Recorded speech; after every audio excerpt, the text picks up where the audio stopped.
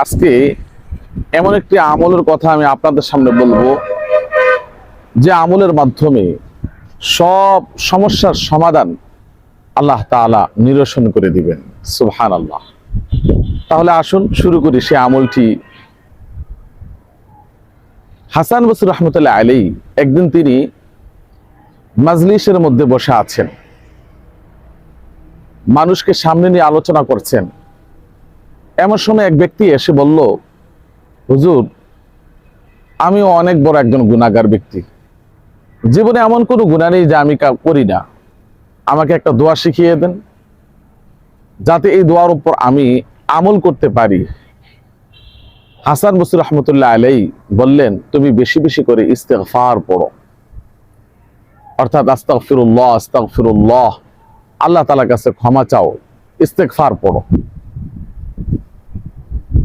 একটু পর আরেকজন ব্যক্তি আসলো, এসে বলল, হুজুর, আমি অনেক টাকার ঋণগ্রস্ত, আমি একজন অনেক বড় ঋণী, আমাকে এমন একটি আমল শিখিয়ে দেন যে আমলটা করলে আল্লাহ তাআলার সহযোগিতা সাহায্য নিয়ে আমি ঋণগুলি পরিশোধ করতে পারি। হাসান বসরি রাহমাতুল্লাহ আলাইহি বলেন, তুমি বেশি বেশি করে ইস্তেগফার পড়ো।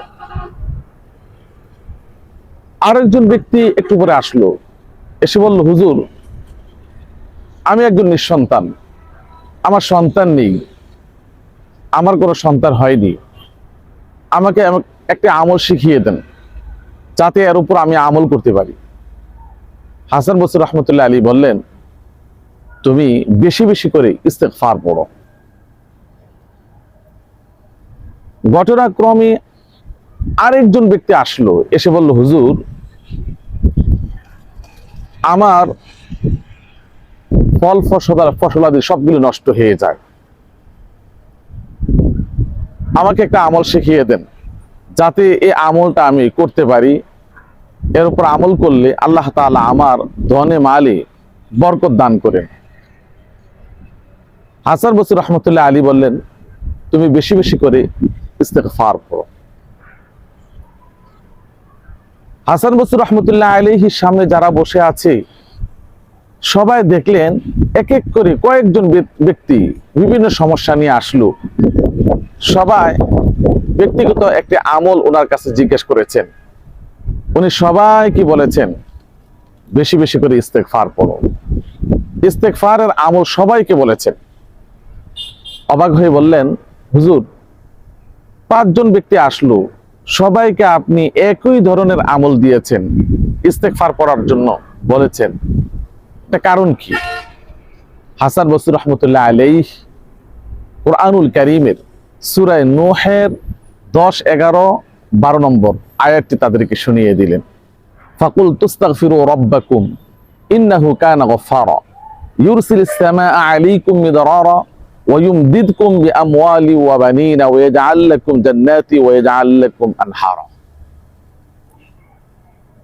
এই আয়াতে কারিমা হযরত নূহ আলাইহিস সালাতু ওয়াস সালামের জাতি যখন চরম পর্যায়ে নাফরমানিতে লিপ্ত হয়ে গেল, তখন আল্লাহ রাব্বুল আলামিন তাদের উপর ক্ষিপ্ত হয়ে আল্লাহর যত নিয়ামত আছে সবগুলি বন্ধ করে দিয়েছেন। আসমান থেকে বৃষ্টি বন্ধ করে দিয়েছেন। নদী নালাগুলি পানির অভাবে শুকিয়ে গেছে।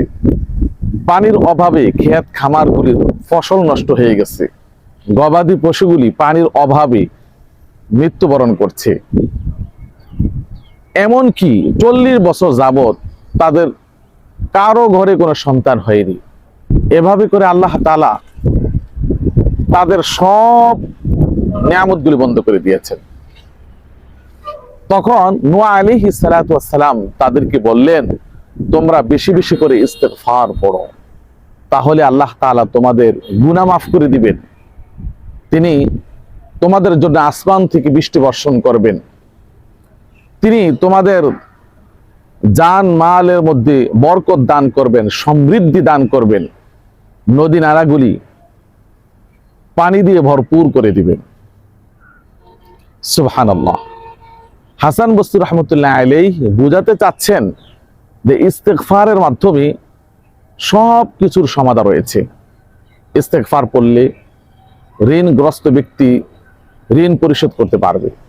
ইস্তেগফার পড়লে নিঃসন্তান সন্তান লাভ করবে। ইস্তেগফার পড়লে ক্ষেত খামারে ফসল আল্লাহ তাআলা বরকত দিবেন। ইস্তেগফার পড়লে আল্লাহ তাআলা আসমান থেকে বৃষ্টি বর্ষণ করবেন।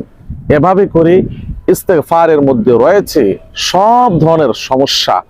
শুধুমাত্র একটি আমল, সবচাইতে ছোট ইস্তেগফার হলো আস্তাগফিরুল্লাহ, আস্তাগফিরুল্লাহ, আস্তাগফিরুল্লাহ।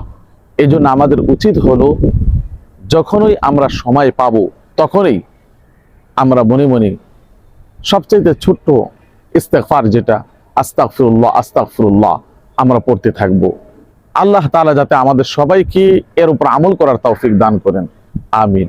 আসসালামু আলাইকুম ওয়া রাহমাতুল্লাহি ওয়া বারাকাতুহু।